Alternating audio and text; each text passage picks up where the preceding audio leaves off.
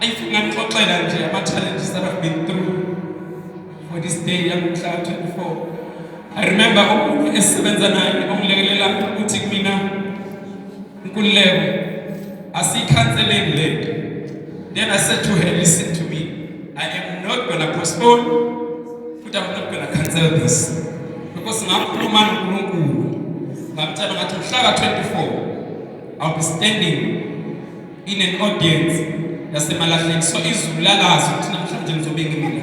Noma ngathola abantu ababili. Noma ngavaleka iminyango bangideclare reject 25 people that rejected me when I was knocking doors for this initiative. Abanye beze bengithini kahle bethi don't believe in this. Ngathi kodwa ngizobuya. With our government or not without our government, but ngiyaya khona eClarnet. Because kunale mphefumulo efanele ulalele indaba yami today. Thank you so much. Ngiyabonga kakhulu bafundisi abakhona. Ngicela nixoleleni. Namhlanje angifuni ukukhuluma ngendaba yami engiyikhulumile eMoribuseni yayazi. Ngahlangana nezinye izingane zathi nami lokhu uthola ekhanda enkulu umuntu ungazibulala. Ngathi nayo ukukhandela mina enkulu. Zathi nami lokhu ehlasimona ku TV. Hawu ungazibulali sekuyigama lami mhlawumbe nalayo nizombiza kanjalo. But allow me to thank these people. My sisters, come forward. Tell them to push it. Please. Tell them to push it. That's not my sister. Push it in your chair.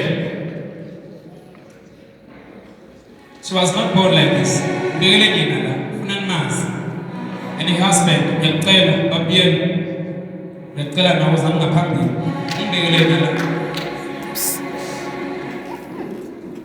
This was not MC was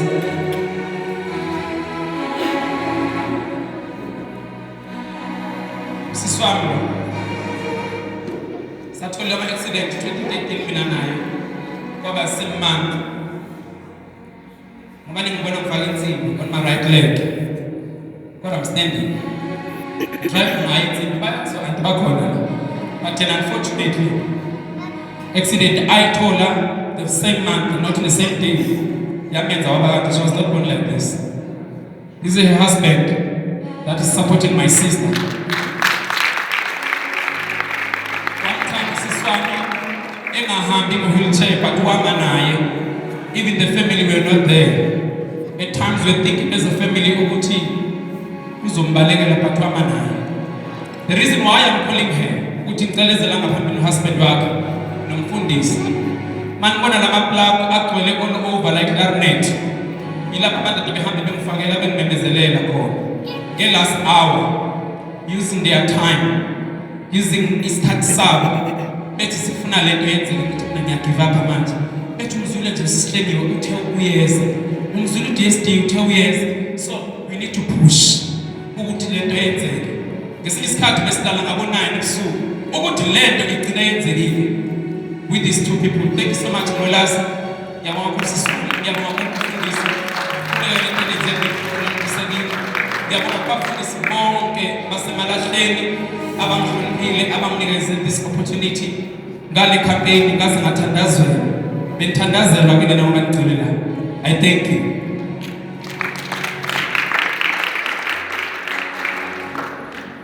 Bebecabanga ukuthi abantu baseMalahleni nginamanga. Ngifuna nivisualize le ndaba. Uma ngithi uhlengo umhlaba usiswami uzonyathela. I was laughing because uma nglalela le ngane esibenza nazo ngizoyibiza nazoyibona.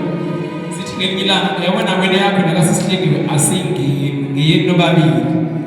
Sihlengiwe akabaphenduli bonke kodwa mina ngiyaphendula. Futhi babatshana ngithi lalela abathe uyeza ekuyeza. Ifakezi uzomtshela ukuthi angiphumelele. She was in Zimbabwe. Kodwa wathi mhla ka 24 I cancel everything. Ngizobe ngiseClarnet. Hey, bantu baseMalahleni nazi nabalulekile. Kangaka such a legend. All the way beseZimbabwe nomuntu. Kodwa today ula.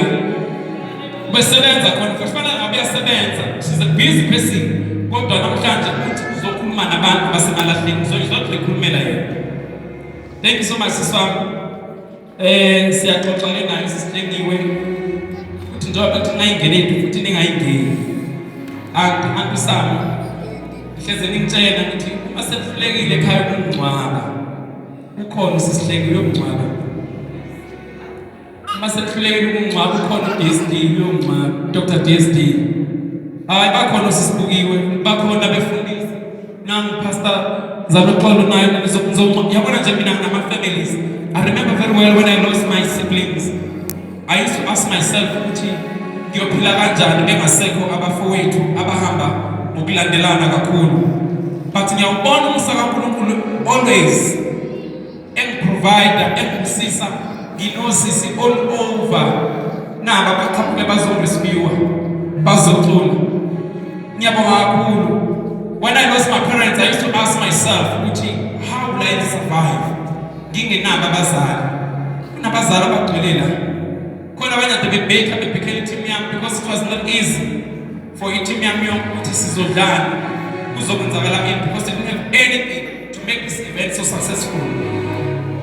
Omunye wabheka esemigibhek enamazi nokumazi wathumela u-25 Peter wakhe wathi ngiyakulanda.